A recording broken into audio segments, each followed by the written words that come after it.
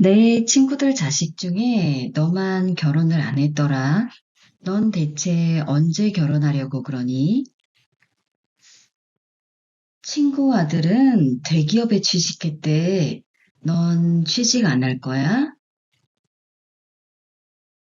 그 집 딸은 공부도 잘하는데 얼굴까지 예쁘더라. 성격도 얼마나 싹싹한지 집안일도 잘 돕고. 야, 소파에서 뭐 먹지 말랬지? 다 흘리잖아. TV 그만 보고 들어가서 공부나 해. 저건 딸이 아니고 그냥 왼수야, 왼수. 능력되고 외모되고 거기에 성격까지 좋은 인간들은 우리 주변에도 많지만 엄친아, 엄친 딸들이 특히 우리를 힘들게 하는 이유는 그들이 바로 부모님 친구의 아들, 딸이기 때문이다. 부모님이 친구의 자녀를 보며 느꼈을 패배감, 우리 또한 부모님께 걱정만 끼쳐드리고 불효를 하고 있다는 자괴감이 들어 더욱 괴롭다.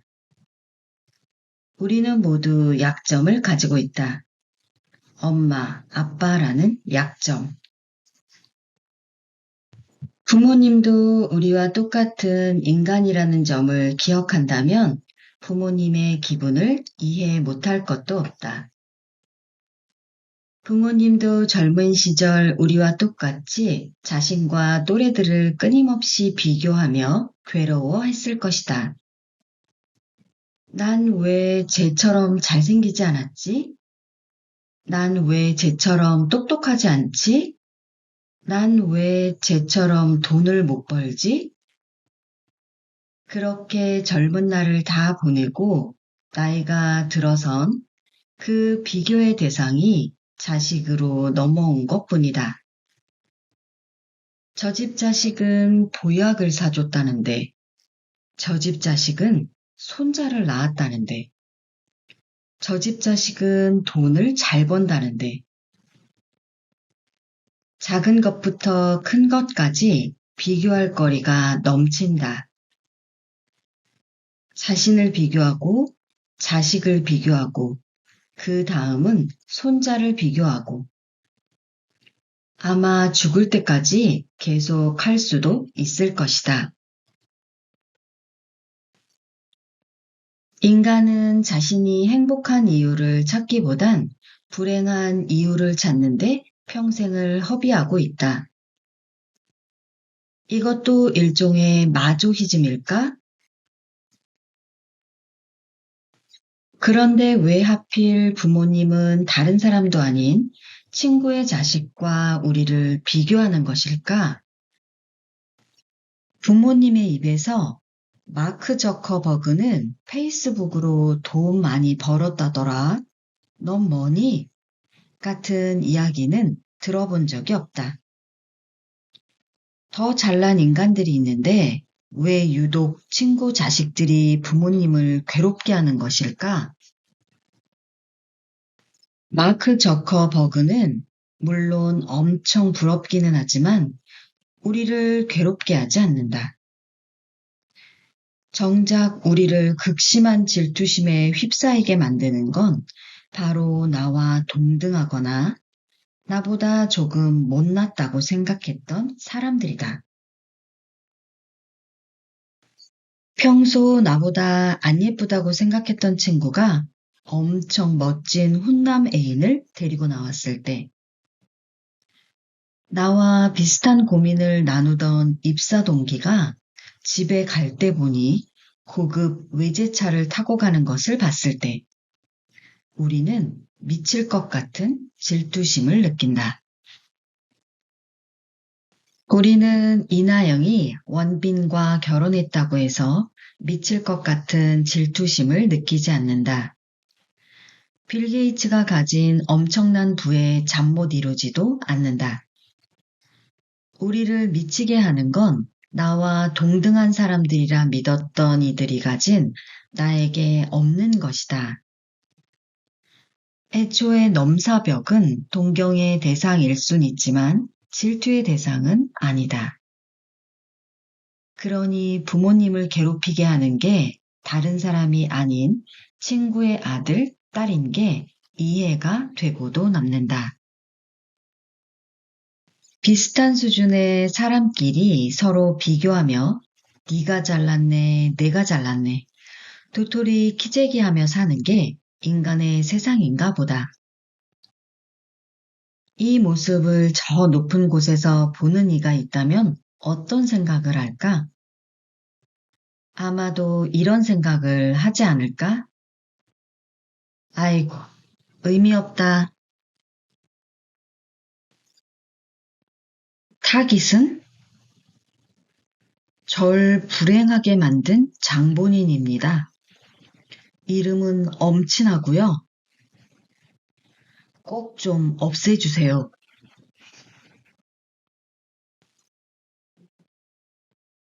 넌 나에게 모욕감을 줬어. 가끔 남성 잡지를 읽는다. 일부러 사서 읽는 편은 아니고 카페에 비치되어 있는 것을 읽는 정도다. 패션, 라이프 스타일, 여행, 예술, 자동차, 음식, 섹스. 잡지 속엔 사람이 가질 수 있는 온갖 관심거리가 들어있어 읽다 보면 시간이 잘 간다. 최신 트렌드를 익히는데도 도움이 된다. 아, 요즘은 이런 게 인기구나. 전혀 트렌디하게 살고 있진 않지만 트렌드 지식만은 놓치고 싶지 않은 기분이랄까?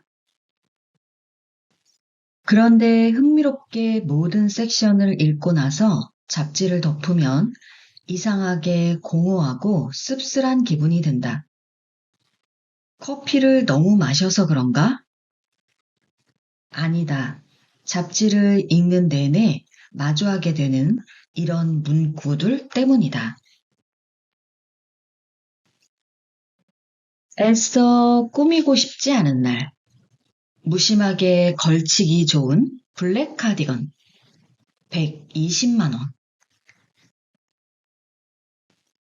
아, 날 농락하고 있어. 정녕 100만 원이 넘는 카디건을 무심하게 걸칠 수 있단 말인가? 그 이전에 카디건을 100만 원 넘는 돈을 주고 살 수 있단 말인가? 이게 가능한 사람은 누구인가? 물론 그게 가능한 사람들이 있겠지만 이건 대중 잡지가 아니던가? 대중이 공감할 수 없는 이런 문구를 적는 이유는 뭘까? 마치 이런 문구들은 너 같은 사람이 공감하라고 적은 게 아니야 라고 말을 거는 것 같다. 아, 이 모욕감. 이런 모욕의 글들은 잡지 곳곳에서 어렵지 않게 발견할 수 있다. 가볍게 들기 좋은 가방이 500만 원? 어이, 가격이 가볍지 않다고. 자동차도 패션처럼 그날의 분위기에 맞게 바꿔 탄다는 자동차 애호가 인터뷰. 가만, 나이가 너 28살이구나. 시계가 많지만 아버지가 물려주신 롤렉스 시계를 가장 아낀다는 젊은 사업가. 이봐, 롤렉스를 차는 아버지를 둔 거냐? 이런 것들을 읽고 난 후엔 너덜너덜해진 마음을 추스리기 힘들다. 자연스럽게 내 삶을 비교하게 되는데 그러면 정해진 답은 하나다. 내 삶은 삶이 아니야. 이건 똥이라고. 잡지, 나한테 왜 이러세요? 알랭드 보통의 소설 우리는 사랑일까엔 우리가 궁금해하는 잡지의 본질에 대한 힌트가 들어있다. 잡지는 앨리스를 불행하게 만들어야 했다. 잡지는 지금 입은 옷을 한 해 더 입어도 된다든지, 외모는 중요하지 않다든지, 유명한 사람을 안다거나 침실 색깔이 무엇인지는 문제가 되지 않는다고 말할 수 없었다. 그녀는 의상란을 보면 자신의 옷장에는 없는 옷 때문에 서글펐고, 여가란을 보면 자신이 가보지 못한 세계 곳곳에 햇살 눈부신 장소들이 떠올랐다. 삶의 스타일이라는 난을 보면 자신에게는 아마 제대로 된 삶도 없고 스타일은 틀림없이 없다는 느낌이 확고해져서 자존심이 상했다. 우리는 사랑일까 중에서 그렇다. 잡지의 목적은 읽는 이에게 좌절감을 안겨주는 데 있다. 그리고 그런 좌절감은 고도의 계산된 상술이다. 많은 사람이 명품을 욕망하는 이유는 그것을 쉽게 살 수 없다는 데 있다. 그런 좌절감이 명품의 가치를 높인다. 좌절은 더욱 그것을 욕망하게 하고 기어이 그것을 산 사람들은 그제야 좌절감에서 벗어난 기쁨을 누린다. 동시에 아직 사지 못한 사람들에게 또 다른 좌절감을 안겨줌으로써 잠시나마 우월감도 맛본다. 그러나 그런 기쁨은 금세 사라지고 만다. 나를 좌절시킬 것들은 끝없이 쏟아지니까. 높은 가격에 좌절하지 않는 부자들에게도 좌절의 마케팅은 유효하다. 나의 좌절이 아닌 타인의 좌절 말이다. 남들은 비싸서 못 산다는 사실만으로도 그들의 지갑은 열린다. 어느 철학자가 그러지 않았는가? 부의 진정한 목적은 과시라고. 아무튼 그런 좌절을 기반으로 한 상품과 서비스들을 모아 정보라는 이름으로 포장하여 광고하는 전단이 바로 잡지다. 그러니 내가 잡지를 읽으며 좌절하는 게 당연하지. 그러라고 만든 거니까. 에이, 그런 것도 모르고 괜히 마음 상했잖아. 몰라, 몰라. 잡지만 그런 좌절을 주는 게 아니다. 요즘은 모든 매체가 나를 좌절시키고 불행하게 만들려고 작정을 한 것처럼 느껴진다. 세상은 우리가 불행하다고 속인다. 불행하지 않으려면 더 많은 것을 가져야 한다고 속삭이면서 어떤 욕망도 생기게 만드는 것이 자본주의가 굴러가는 방식이다. 그런 자본주의 속에서 속지 않고 살아가기란 쉽지 않다. 속지 않으려면 끊임없이 나 자신에게 물어야 한다. 지금 내 욕망은 어디서 온 것일까? 나의 삶은 불행한 것일까? 나는 세상에 속지 않고 살아가고 있는 것일까? 카페에 가서 습관처럼 이달에 새로 나온 잡지를 집어든다. 아예 읽지 않는 것이 정신 건강에 좋겠지만 잡지의 목적을 알고 난 후엔 예전처럼 괴롭지 않다. 이제는 알았으니 속지 않고 좌절하지 않고 재미있게 읽을 자신이 생겼다. 실제로 잡지 속엔 흥미롭고 재미난 것들이 많다.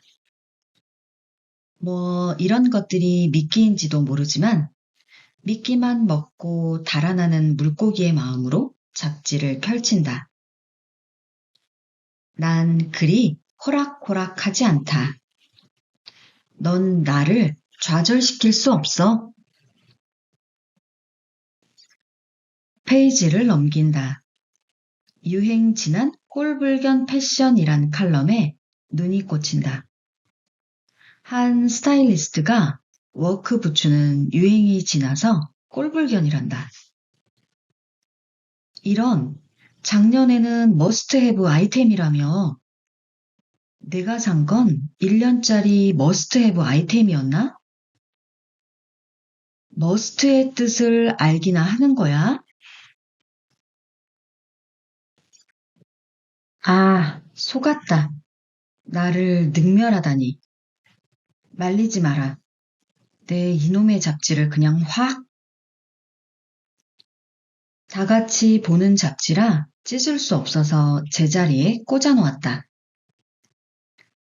유난히 커피가 쓰다. 이걸 읽어봐. 그러면 네 삶이 얼마나 불행한지 알게 될 거야. 이렇게 살아야 인생이지. 히히, 야고르지?